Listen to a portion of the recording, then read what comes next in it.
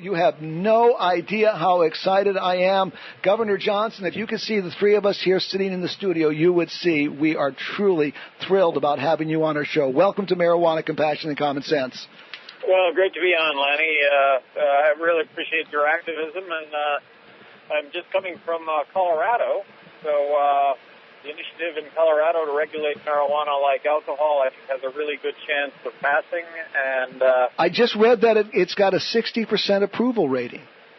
Well, and you're probably as familiar as anyone with the fact that this far out you kind of show those kind of statistics, but as it gets closer, it narrows, and that has to do with all of the misinformation, I think, that comes to bear on these kinds of referendums. Governor, I have heard you speak twice, both at Drug Policy Forum Conference, once in Albuquerque, New Mexico, and just most recently in Los Angeles. And the arguments that you put forth are absolutely about the drug war, are absolutely so right on target. I just wish other elected officials had your grasp of the issue. Tell us how your feelings on the drug war affects your bid for presidency and what you're doing. Well, I think there's a common thread to my bid for presidency with the marijuana issue, and that is just a common sense thread. Look, what's the definition of insanity? Doing the same thing over and over and over again, expecting different results. As governor of New Mexico, I really wanted to take a hard look at the war on drugs. I came at it from the standpoint that I wanted to crack down on drinking and driving. Drinking, putting yourself in a position to do harm to others, doing harm to others. Well, come to find out, half of what we spend on law enforcement, the courts, and the prisons is drug-related. What are we getting for it? Well, we're arresting 1.8 million people a year in this country. Half of those arrests are for marijuana, and we now have 2.3 million people behind bars. It hasn't gotten better. It's gotten worse. And I was listening to your earlier guest talk about the kids. The biggest argument of all is that our kids are going to smoke more marijuana. Well, I'm in the camp that believes that 90% of the drug problem is prohibition-related, not use-related, and that's not to discount the problems with use and abuse, but that should be the focus. The message I sent my kids was, look, I love you both, and I would be naive to think that you wouldn't smoke marijuana or be subject to other drugs, and I pointed out that other drugs are dangerous because you have no idea what you're ingesting. Quality, quantity unknown. So the message I sent to both of them was, look, if you become impaired, you give me a call. I'll be the first one to come and pick you up, no questions asked, because first and foremost, I love you. So for all those parents out there that are so afraid their kids are going to smoke pot, well, the reality is half of them are going to smoke pot. And do you want them subject to the criminal justice system, or do you want to deal with these issues yourself? Boy, are you grounded firmly in reality, Governor? I mean, everybody else is just like they're living in a fantasy world. And unfortunately, this fantasy world costs us $50 billion a year in addition to all the millions of people in prison. And it's not making our communities any healthier or any safer. Well, and what it has done, there is a disrespect for the law in this country. It exists. And this is the foundation for that disrespect. When you have laws that should not be, in this case, there should not be criminal penalty for smoking marijuana, then it just leads to disrespect for other laws and leads to a disrespect for law enforcement. Legalize marijuana. You know what? This world's going to be a lot better place, and it's going to happen immediately. And it's going to be due to the fact that police will be going out and actually enforcing real crime. The fact that we may get our car broken into today, well, you know what? The only reason we're going to call the police because we've had our car broken into is so that we can file an insurance claim. We're going to have no expectation whatsoever that they're going to actually catch the person that broke into the car. Well, you know what? Legalize marijuana, and maybe we'll actually find ourselves with law enforcement bringing the culprits of those kinds of things to bear. Right, and then our courts are crowded the dockets are crowded beyond belief. Well, half of the docket is drug related, and then prison. Yeah.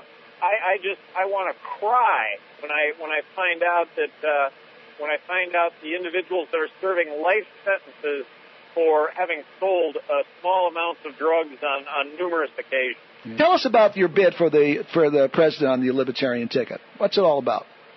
Well, so Lanny, I'm going to be one of 3 candidates on the ballot in all 50 states. The other 2, Mitt Romney and Barack Obama, and I really think that I am delivering a message here that really does point out the problems that the country faces and the solutions that go along with that. I think the message that I'm delivering is absolutely similar to Ron Paul.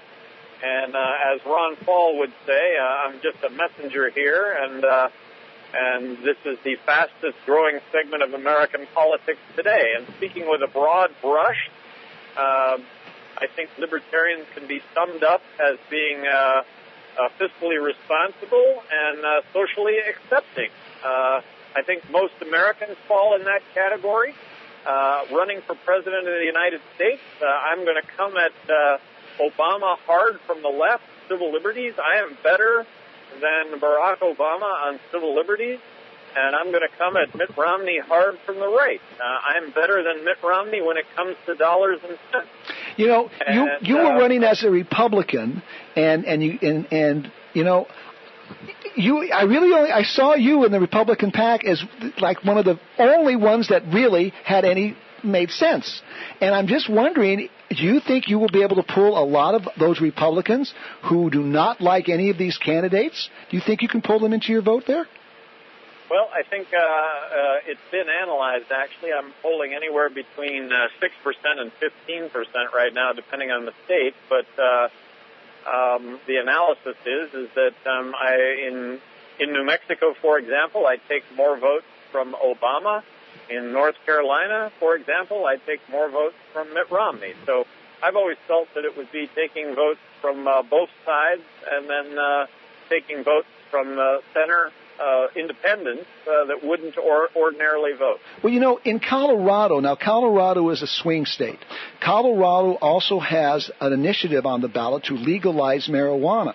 A lot of young people are going to be coming out to vote because of that legalization initiative. And yet Romney and Obama are both going to be opposed to it. Will you be doing anything there to let them know that you support it?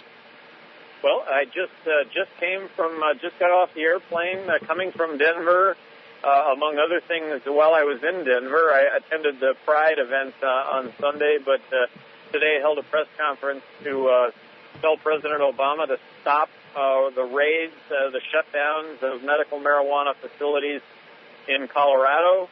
They're doing fast and furious, but that's nothing compared to the dreaded weed, and they're shutting down facilities in Colorado that have been approved by voters and okayed by cities and the states as to where these facilities can locate, and the federal government is shutting them down. So this is breaking a promise when he ran for president of the United States that he was not going to do this, and here it is, he's doing it. I just think Colorado maybe will pass this initiative, and if they do it, I think it's the first of 50 dominoes that fall. Absolutely. I know that California also has it on the ballot. No. Washington. California doesn't have it on the ballot. California did not make it with their initiative. No, but Washington, the state of Washington has it on the ballot. Initiative 502, I believe it is. They have a legalization measure up there, and they're still trying to get one in Oregon. They may get it in Oregon. I was unaware that thank you for that information. I was unaware that the California initiative is not. Is there no way that the California initiative moves forward, or is it actually dead? It's dead. It's dead. Governor, you really need to listen to my show every week. You would know about that. Right, that's the deal. Hey, listen, I want one other thing. You know, Judge Gray, when he was on the show about a month ago, said that you folks had a plan to get on the national debates, on the presidential debates. What is that plan? Well, we've got to be at 15% in the national polls, and most important to getting getting at 15% is being in the polls in the first place. So for those listening, everybody could do me a favor by getting online, GaryJohnson2012.com. We do have a place listed where all the phone numbers to all the polling organizations are.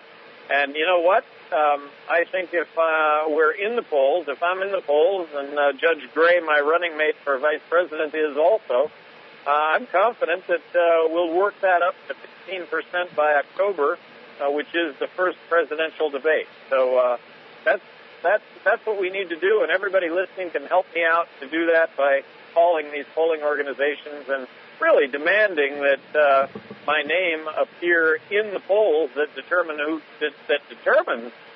gets in the debate. Well, I think we should do it. You know, I've heard you speak, Governor. I am so impressed by you. I have known Judge Gray for years. It's like the dream team to me, the two of you running for the top office in the land. And Governor, just to let you know, I am a Republican, and you have my vote. Well, I sure appreciate that, and we need to change the world here. Let's not bomb Iran. Let's get out of Afghanistan. Let's bring the troops home. Marriage equality is a good thing. I think that it's constitutionally guaranteed, and let's balance the federal budget, or we're going to find ourselves without a country, and let's end the drug war. Governor Johnson and Judge Gray, the change we need.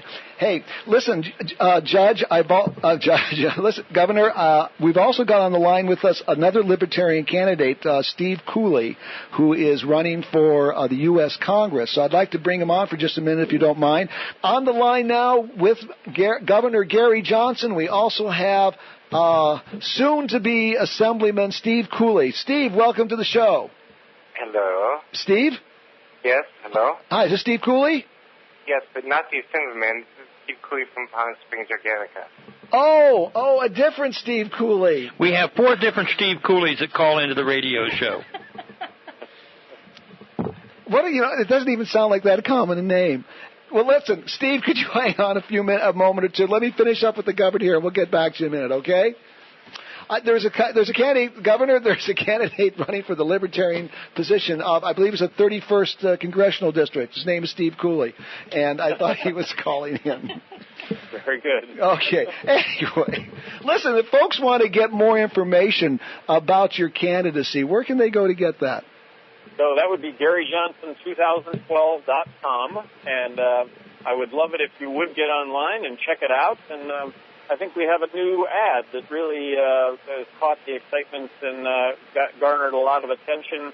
I would just ask you to indulge me and watch it. It's Be a Libertarian with me this election cycle, and you know what? If we don't fix what's wrong in America, we don't fix what's wrong in America together, we're going to all go down together. Well, when I heard Judge Gray the other day talk about how you're going to make this effort to get on the national debate, oh my gosh, the views and stuff that you and Judge Gray talk about is the stuff that needs to get out there, and it doesn't get out there very much. And to have that information put into the national debate for the American public to finally consider and realize there are alternatives to what is being done now would be phenomenal beyond belief. Well, I do believe that. We've got, imagine a young person today, young people today, their parents take them out for dinner, and do parents ever ask their kids to pick up the tab when they've asked them out to dinner? Well, never. And yet what we've done as an older generation is we've said to our kids, you're going to pick up the tab for our retirement, for our health care. Oh, and by the way, you are never, ever going to be able to stop working. That's what's facing this country right now. I think what's happening right now is a lot of people who are reaching retirement age are never going to be able to stop working either. Things are not very good. Nope, I think that's the case. And we need to fix this together. It's going to involve mutual sacrifice.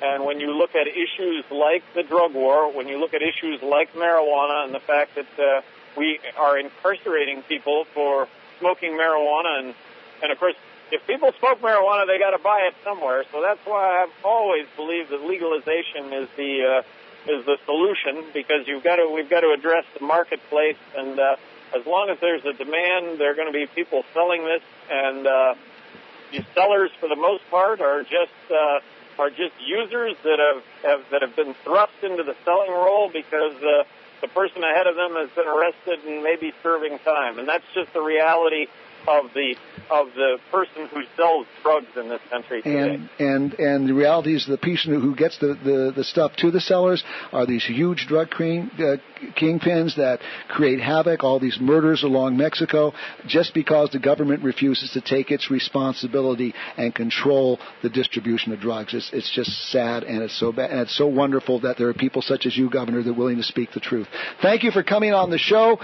Maybe we can get you back on another couple months or so to talk about what's going on and keep us abreast of your candidacy. Sounds good, and keep up your activism. Let's make this happen. You got it. Thank you, Governor. All right. Governor Gary Johnson, former governor of New Mexico. This guy has his head firmly planted in reality.